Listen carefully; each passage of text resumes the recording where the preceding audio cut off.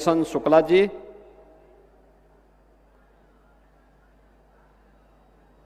महापौर डॉक्टर मंगलेश श्रीवास्तव जी, माननीय विधायकगण श्री विपिन सिंह जी, महेंद्र पाल सिंह जी, प्रदीप शुक्ला जी, राजेश त्रिपाठी जी,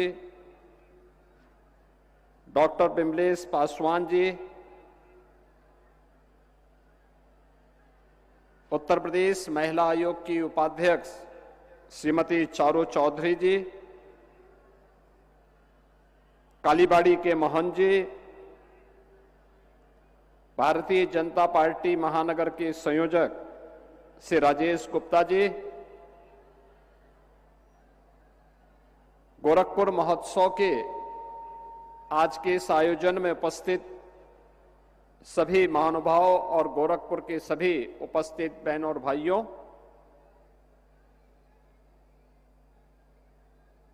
मुझे प्रसन्नता है कि पिछले 3 दिनों से गोरखपुर की परंपराओं से लेकर के गोरखपुर की सभ्यता, संस्कृति और पुरातन से लेकर के आधुनिक गोरखपुर की इस यात्रा को लेकर के गोरखपुर महोत्सव यहां पर बहुत उल्लास के साथ, उत्साह के साथ इस आयोजन के साथ आप सभी गोरखपुर वासियों को जुड़ने का अवसर प्राप्त हुआ है।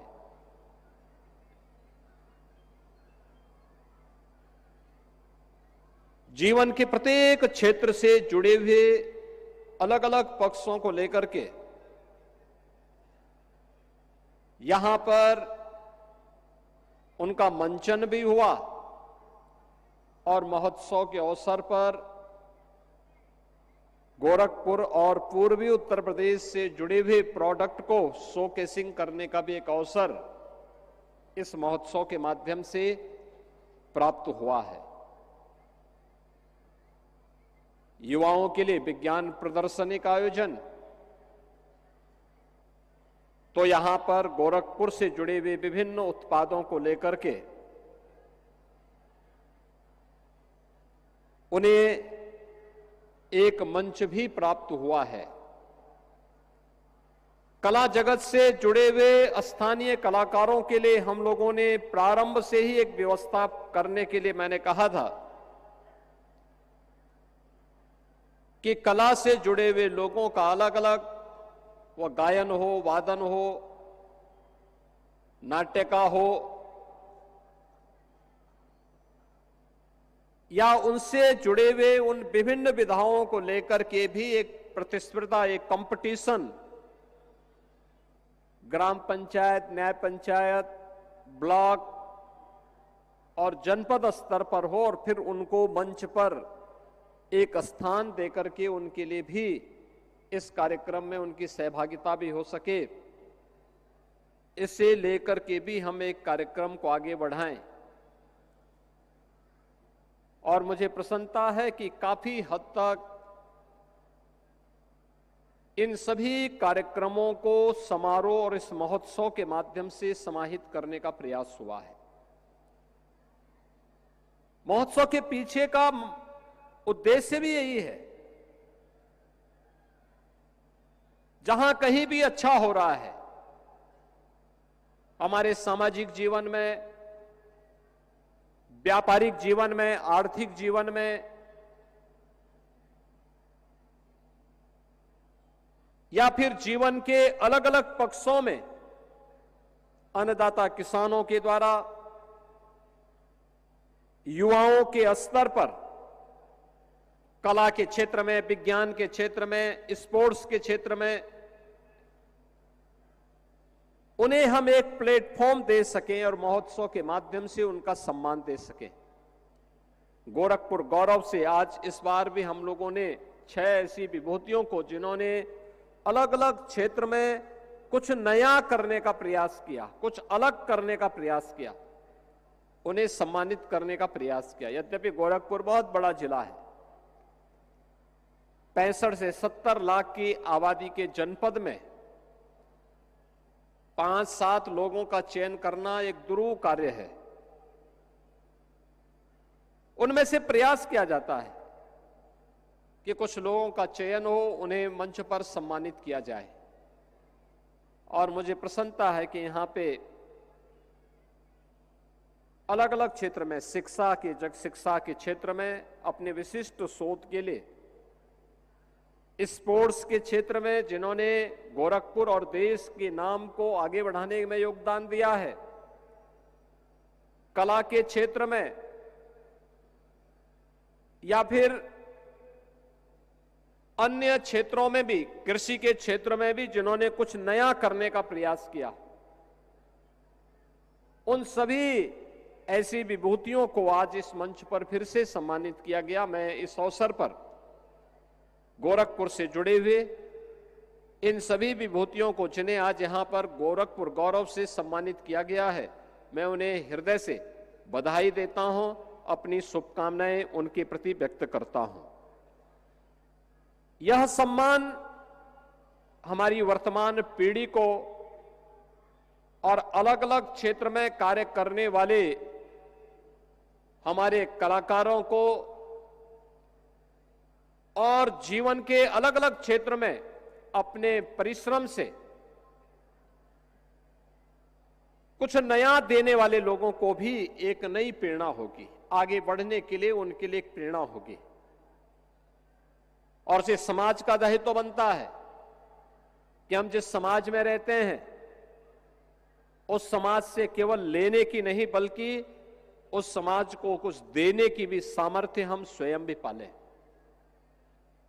आज गोरखपुर और उत्तर प्रदेश विकास की एक नई बुलंदियों को छू रहा है। देश आगे बढ़ रहा था, लेकिन गोरखपुर विकास की दौड़ में पीछे छूट चुका था। 2017 के पहले के गोरखपुर से आज के गोरखपुर की जब आप तुलना करते हैं, आपको जमीन आसमान का अंतर दिखाई देगा। एक गोरखपुर 2017 के पहले का था, उपेक्षित था, असुरक्षित था। जैसे प्रदेश भर में उपद्रव है, वैसे ही गोरखपुर में भी था। गुंडागिर्दी थी, गुंडा टैक्स था, विकास नहीं थे, बिजली नहीं थी, गंदगी थी और बीमारी अलग से थी। इंसेफ्लाइटिस की बीमारी थी। गंदगी रहेगी तो मच्छर होंगे। मच्छर और माफिया एक दूसरे के पूरक है। जब समाज जागरूक नहीं होता है स्वच्छता के प्रति और हर प्रकार की स्वच्छता के प्रति, यह गांव, कस्बा या शहर की स्वच्छता हो या फिर सामाजिक स्वच्छता, उसके दुष्परिणामों का भुक्तभोगी उसे स्वयं होना होता है। और एक गोरखपुर तो माफिया राज के लिए, माफियाओं के गुंडागिर्दी के लिए कुख्यात हो चुका था। लोग नाम नहीं लेना चाहते थे। प्रदेश की भी यही स्थिति थी। हर दूसरे तीसरे दिन एक दंगा होता था। अराजकता चरम पर थी। न व्यापारी सुरक्षित था, न बेटी सुरक्षित थी। हर व्यापारी, हर चिकित्सक, हर उद्यमी गुंडा टैक्स देने के लिए मजबूर था। विकास के कार्य ठप पड़े हुए थे। इंसेफ्लाइटिस से सैकड़ों मौतें हर वर्ष होती थी, कोई पुरसा नहीं था। नौजवानों को प्लान करने के लिए मजबूर होना पड़ता था। लेकिन डबल इंजन की सरकार आदरणीय प्रधानमंत्री मोदी जी के मार्गदर्शन और नेतृत्व में इस गोरखपुर ही नहीं, पूर्वी उत्तर प्रदेश की कायाकल्प को लेकर के जिस अभियान के साथ आगे बढ़ी, आज उसके परिणाम हमें जमीनी धरातल पर देखने को मिलते हैं। कोई व्यक्ति 8 वर्ष 10 वर्ष पहले गोरखपुर आया होगा, आज आएगा, वह पहचान नहीं पाएगा। ये परिवर्तन आज आपको गोरखपुर के अंदर देखने को मिलता होगा। और ये केवल गोरखपुर का नहीं, आप अयोध्या जाएंगे, अयोध्या में भी आपको यही परिवर्तन देखने को मिलेगा। जो व्यक्ति 8 साल 10 साल पहले अयोध्या गया होगा, आज अयोध्या को पहचान नहीं पाएगा। क्या ये वही गलियां हैं? काशी जाएगा, 11 वर्ष पहले जो गया होगा, राज जाएगा, काशी को पहचान नहीं पाएगा, प्रयागराज को पहचान नहीं पाएगा। बाहर से लोग आते हैं, दक्षिण भारत से लोग आते हैं, मुंबई से लोग आते हैं लखनऊ में, और जो 8 वर्ष 10 वर्ष बाद आया है, आज वो पहचान नहीं पाता है। कहता क्या यही लखनऊ है? हम उससे पूछते हैं ये प्रश्न क्यों कर रहे हैं आप? वो कहता है प्रश्न इसलिए कर रहे हैं क्योंकि जो लोग आए थे वो लोग कहते थे तब तो बहुत गंदा था, सड़कें बहुत संकरी थी, सूर्य अस्त के बाद लोग कहते थे कि भाई आप घर से बाहर मत निकलिए, लेकिन अब तो देर रात्रि में हम लोग निकल रहे हैं, कहीं कोई भय नहीं है। और यह जो चेंज है, यही हमारी समृद्धि का भी और यहां की खुशहाली का आधार भी है। यानी भारत आगे बढ़ रहा है तो भारत की समृद्धि के साथ उत्तर प्रदेश भी पीछे नहीं है, और उत्तर प्रदेश पीछे नहीं है तो गोरखपुर भी पीछे नहीं है। सभी ने अपनी दूरियां तय की हैं। कोई सोचता था ये बंद खाद का कारखाना चल पाएगा, गोरखपुर में एम्स होगा, बीमार बीआरडी मेडिकल कॉलेज फिर से स्वास्थ्य का एक बेहतरीन केंद्र बनेगा। कोई सोचता था 4 लेन 6 लेन की सड़कें गोरखपुर में होंगी। हमें 10 वर्ष पहले लखनऊ जाना होता था तो 8 से 10 घंटे लगते थे, आज 3.5 घंटे में आप सड़क मार्ग से लखनऊ पहुंच सकते हैं। एक कालीबाड़ी के बाबा है ना, ये कब लखनऊ जाएं और कब लखनऊ से वापस हो जाएं तब हमें पता लगता है जब ये वापस गोरखपुर आकर के अपना फोटो अपने फोन पर फिर से अपलोड करते हैं कि मैं लखनऊ में फलानी फलानी जगह गया था। यानी पूरी जजमानी करके आ चुके होते हैं इतनी देर में वो लखनऊ से। ये चेंज है। अयोध्या आज से 10 साल पहले जब हम लोग जाते थे 6 से 8 घंटे लगते थे, आज मात्र 1.5 से 2 घंटे के अंदर आप अयोध्या पहुंच सकते हैं। काशी आज से 5 साल पहले आप जाते थे गोरखपुर से 5 से 6 घंटे लगते थे, अब मात्र 2.5 घंटे में आप वाराणसी पहुंच सकते हैं। हर ओर से 4 लेन और 6 लेन की कनेक्टिविटी। 17 के पहले गोरखपुर में एक वायु सेवा थी, वह भी कभी कभी आती थी। हम लोगों को अगर इमरजेंसी में दिल्ली जाना होता था तो पहले लखनऊ जाते थे, लखनऊ से फिर हम लोग दिल्ली की फ्लाइट पकड़ते थे, या 14 घंटे ट्रेन में बैठ करके हम लोग जाते थे। आज लखनऊ से गोरखपुर से दिल्ली हो, मुंबई हो, कहीं की दूरी को 1 घंटे में 1.5 घंटे में हम पूरी कर सकते हैं। कनेक्टिविटी इस रूप में, इंफ्रास्ट्रक्चर इस रूप में, और इन्वेस्टमेंट जब सुरक्षा का बेहतर वातावरण होता है। गोरखपुर में पिछले 8 वर्ष के अंदर 8 वर्ष के अंदर हजारों करोड़ रुपए का निवेश हुआ है, और इस निवेश के माध्यम से गोरखपुर में 50,000 से अधिक नौजवानों को नौकरी मिली है। 50,000 से अधिक नौजवानों को, यानी जिस कार्य के लिए जो ये 50,000 नौजवान गोरखपुर में औद्योगिक क्षेत्र में निवेश के परिणाम स्वरूप नौकरी पाए हैं, आखिर ये भी तो कहीं जाते, देश के अंदर जाते, पलायन करते। आज उन्हें अपने ही घर में, अपने ही क्षेत्र में, अपने ही जनपद में नौकरी प्राप्त हो रही है।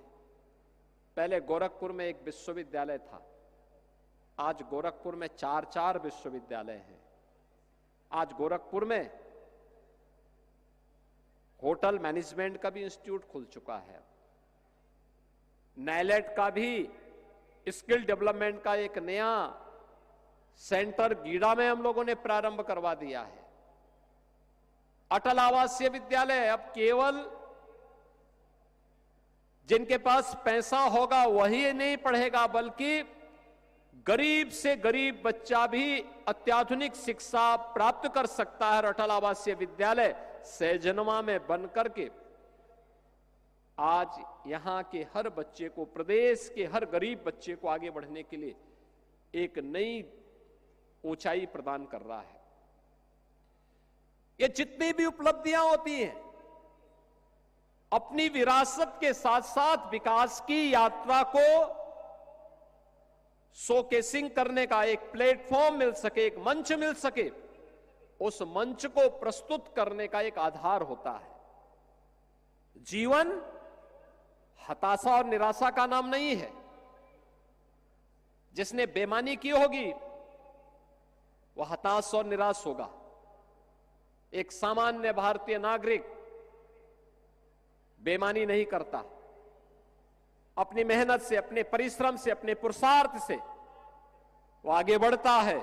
उसे अपने पुरुषार्थ पर विश्वास होता है तो उसे अपने महोत्सव के साथ जुड़ने का अधिकार भी होना चाहिए। और गोरखपुर महोत्सव को इसी आधार पर हम लोगों ने कहा कि मकर संक्रांति यहां का सबसे बड़ा आयोजन होता है। लाखों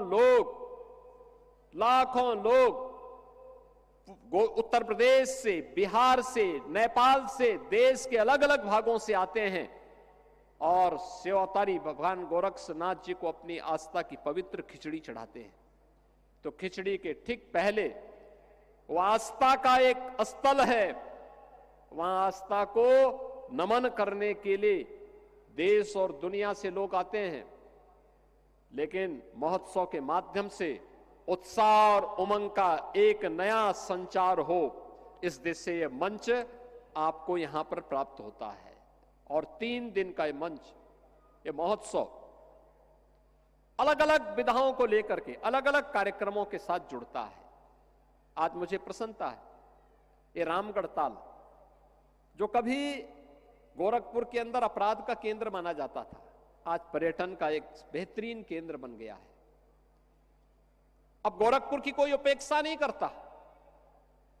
अब हर विकास की योजना आप तक पहुंचती है, शासन की हर योजना आप तक पहुंचती है, बिना मांगे पहुंचती है। यह है परिवर्तन। और उस परिवर्तन में आप सबको सहभागी बनाने के लिए आज हम सब एक बार फिर से यहां पर आए हैं। याद रखना, हमारे जीवन की सबसे बड़ी ताकत है जो उपलब्धि आपने हासिल की है, जो उपलब्धि उत्तर प्रदेश ने हासिल की है, यह हासिल की है धैर्य से, अनुशासन से। हमारा अनुशासन, हमारा धैर्य हमारी सबसे बड़ी ताकत है। हमने धैर्य नहीं खोया। हां, अगर गोरखपुर या उत्तर प्रदेश की उपेक्षा हुई, हमने संघर्ष का रास्ता अपनाया। इंसेफ्लाइटिस के खिलाफ हम लोगों ने कभी संघर्ष का रास्ता अपनाया था। आंदोलन हुई, गोरखपुर की सड़कों पर हम लोगों ने आंदोलन किया। सरकार बनी, ये जिम्मेदारी हमारे ऊपर आई। पिछली सरकारें जो कुछ नहीं कर पाई थी, हमने मात्र 2 वर्षों में इंसेफ्लाइटिस का खात्मा कर दिया, हमेशा के लिए उसको समाप्त कर दिया। यानी हम कर सकते हैं, हमने करने की इच्छा शक्ति है। हम केवल संभावनाओं की बात नहीं करते, बल्कि आवश्यकता पड़ती तो उन संभावनाओं को परिणाम में बदल करके दिखाते भी हैं। इंसेफ्लाइटिस का उन्मूलन हो, विकास के कार्य हो, या माफिया मुक्त और दंगा मुक्त प्रदेश बनाने का कार्य यह उत्तर प्रदेश के अंदर किया गया है। और डबल इंजन सरकार की ताकत है कि हमने नौजवान के लिए रोजगार उपलब्ध करवाया है, अन्नदाता किसान के जीवन में परिवर्तन लाए हैं, हर व्यापारी और उद्यमी को भय मुक्त वातावरण दिया है, हर बेटी को हंसते हुए आगे बढ़ने के लिए एक उचित प्लेटफॉर्म उपलब्ध करवाया है कि एक बेटी भी स्कूल जा सकती है, बाजार जा सकती है, भय मुक्त वातावरण में जा सकती है। और अगर किसी गुंडे ने कुछ दुस्साहस किया तो उस गुंडे के लिए अगले चौराहे पर यमराज उसका टिकट काटने के लिए जरूर बैठा होगा। यह तभी हो सकता है जब सरकार में करने की इच्छा शक्ति हो। और अब तो सरकार इस दिशा में तेजी के साथ आगे बढ़ चुकी है, नई तकनीक के साथ। तकनीक हमारे जीवन में परिवर्तन ला सकती है, बहुत परिवर्तन ला सकती है। मुझे याद है, आज से 8 वर्ष पहले, 2017 के पहले और 2017 में जब मैं मुख्यमंत्री बना था, उस समय मेरे पास सबसे ज्यादा शिकायतें आती थीं कि साहब राशन नहीं मिलता है, राशन नहीं मिलता है। तकनीक का उपयोग किया गया, राशन की समस्या का समाधान हो गया। अगर हम चाहें जीवन में इसका उपयोग कर सकते हैं। ये तकनीक हमारे लिए महत्वपूर्ण है। जनधन की योजना ने हर गरीब को भ्रष्टाचार से मुक्त वातावरण देने में महत्वपूर्ण भूमिका का निर्वहन किया है। आपका स्मार्टफोन उस टेक्नोलॉजी का आधार बनता है, लेकिन हमें साइबर अपराध से बचते हुए हम इसका उपयोग करें, अनजाने व्यक्तियों पर विश्वास न करें।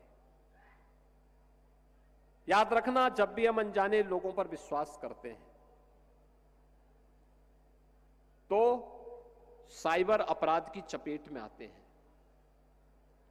जब भी हम शॉर्टकट का रास्ता अपना करके मुनाफा कमाना चाहते हैं, तब हम डिजिटल अरेस्ट का शिकार होते हैं। अपना मोबाइल फोन या अपना स्मार्टफोन उसी कार्य के लिए इस्तेमाल करें जिस उद्देश्य को लेकर के आपने अपना स्मार्टफोन रखा है, अपनी जरूरत के हिसाब से। अनावश्यक समय खर्च मत करिए। तकनीक मनुष्य के लिए है, मनुष्य तकनीक के लिए नहीं है। अब मैं देखता हूं छोटे छोटे बच्चों को भी, दुधमुहे बच्चों को भी स्मार्टफोन लोग पकड़ा देते हैं। ये अपराध कर रहे हैं। आप ये अपराध मत करिए, मत पकड़ाइए बच्चों को स्मार्टफोन। उसको लिखने पढ़ने की आदत डलवाइए, सिखाइए उसको थोड़ा।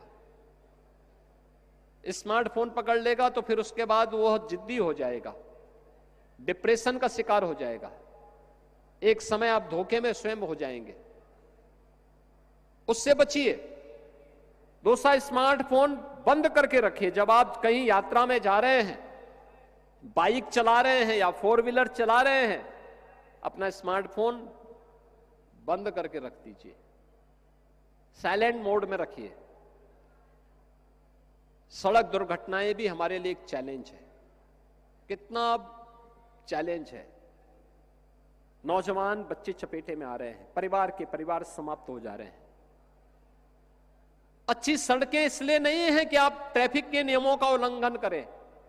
अच्छी सड़कें इसलिए हैं जिससे आपके आवागमन के मार्ग को आसान बनाया जा सके, आपको सुगम यात्रा का मार्ग प्रशस्त किया जा सके, आप समय से पहले अपने गंतव्य में पहुंच जाएं।